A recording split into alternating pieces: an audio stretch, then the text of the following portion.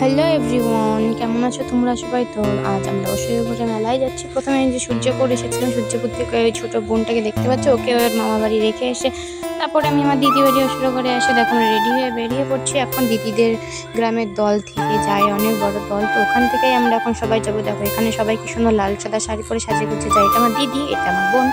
তো এই যে দেখো আমার ভাগ্নে, আমার দিদির ছেলে। তো আমাদেরকে কেমন লাগছে অবশ্যই তোমরা বলো।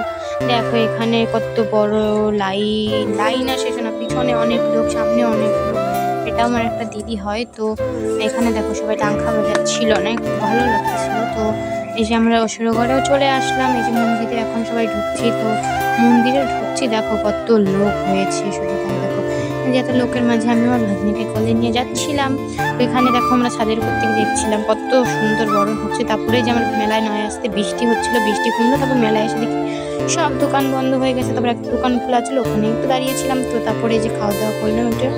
তারপরে দেখো মেঘের অবস্থাটা কত খারাপ, দেখো মেঘের অবস্থা, মেঘ চমকাচ্ছে কি চমকান। তো তারপরে মানে একটু মেলা টেলা ঘুরে দোকানপাট সব খুলে গেছে, বাড়ি চলে আসলাম।